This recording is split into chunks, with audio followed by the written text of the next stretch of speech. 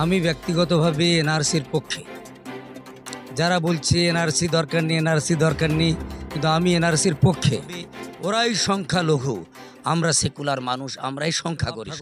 আমাদের পূর্বপুরুষরা ভারতকে ভালোবেসে তারা এখানেই ছিল, আছে এবং থাকবে। এনআরসি হলে উল্টো বাঁশ পদে ঢুকে যাবে। উপস্থিত হয়েছি ক্যানিংয়ে নির্দেশখালী আলমানার মিশনে এবং আমাদের সম্মুখে উপস্থিত আছে সংখ্যালঘু যুব ফেডারেশনের সভাপতি জনাব আনোয়ার হোসেন কাসেমি। আমরা জিজ্ঞাসা করব বর্তমান এনআরসি নিয়ে একটা জল্পনা তৈরি হচ্ছে এবং আমরা দেখে এসেছি বিহার এবং আসামে এনআরসি হয়েছে, পশ্চিমবাংলায় নাকি এনআরসি হবে এবং বিভিন্ন মানুষেরা বলছেন, বুদ্ধিজীবীরা। আপনি কি বলবেন?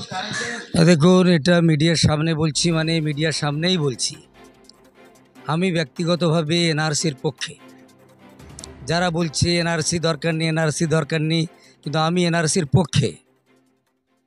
কখন? যখন নিরপেক্ষভাবে হবে। আমরা সেই বাবা আদম থেকে নিয়ে ভারতবর্ষে আছি, এখানেই আমাদের দাফন হবে। ভারত ভাগ হওয়ার সময় আমাদের যাদের ভারত ভালো লাগেনি তারা পাকিস্তান বাংলাদেশে চলে গেছে। আমাদের বাপ ঠাকুরদা, আমাদের পূর্বপুরুষরা ভারতকে ভালোবেসে তারা এখানেই ছিল, আছে এবং থাকবে। এনআরসি হলে উল্টো বাঁশ পদে ঢুকে যাবে। এর মানে হলো আমি বাসন্তীর বাসিন্দা, বাসন্তী, গোসবা এবং ক্যানিং এবং বিশেষ করে সন্দেশখালী। আমি পশ্চিমবঙ্গের অন্য রাজ্যের কথা বলবো না। আমার চারপাশে ব্যাঙের ছাতার মতো বাংলাদেশিরা ছেয়ে গেছে। যেখানে শিয়ালেও যেত না, সেখানে বাংলাদেশিরা ভরে গেছে। তাদের ওপারেও আইডেন্টিটি আছে, এপারেও আইডেন্টিটি আছে। ওপারে জমি জায়গা আছে, এপারে জমি জায়গা আছে। তো যারা বা যে সরকার এনআরসি করার জন্য উঠে পড়ে লেগেছে, আমরা তাদের সাহায্য করব। আপনারা আসুন আমাদের এলাকায়। 0.01% মুসলমান দেশ ভাগ হওয়ার পরে ভারতবর্ষে আসেনি, এটা কনফিডেন্সের সঙ্গে বলছি। কিন্তু লক্ষ লক্ষ হিন্দু বাঙালি তারা এপারে চলে এসেছে। ফলে যদি আইন মেনে, সংবিধান মেনে যদি এনআরসি হয়, আমরা তার পক্ষে।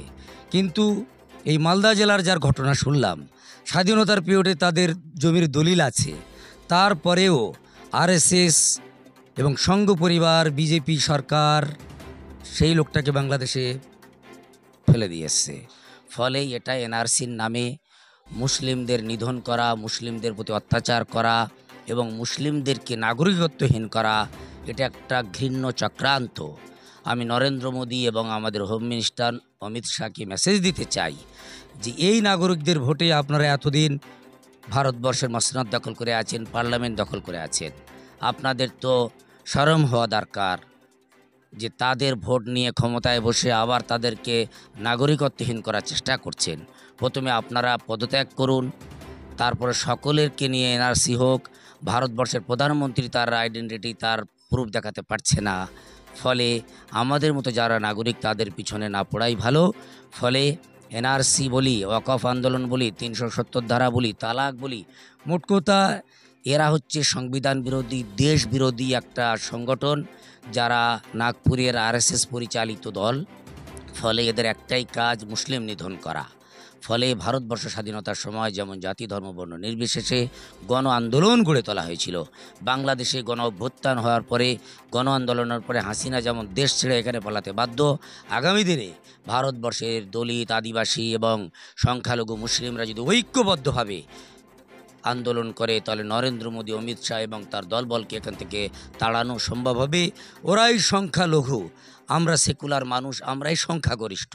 ফলে একটা শ্রেণীর সংখ্যালঘু যারা ভারতবর্ষের সংবিধানকে বিপন্ন করছে, ভারতবর্ষের জনগণের রাষ্ট্রীয় ক্ষমতা থেকে তাদেরকে বিচ্যুত করতে চাচ্ছে, তাদের বিরুদ্ধে আমাদের জোরদার আন্দোলন করতে হবে। এই কথা আমি আপনাদের মাধ্যমে ভারতবাসীকে জানাতে চাই।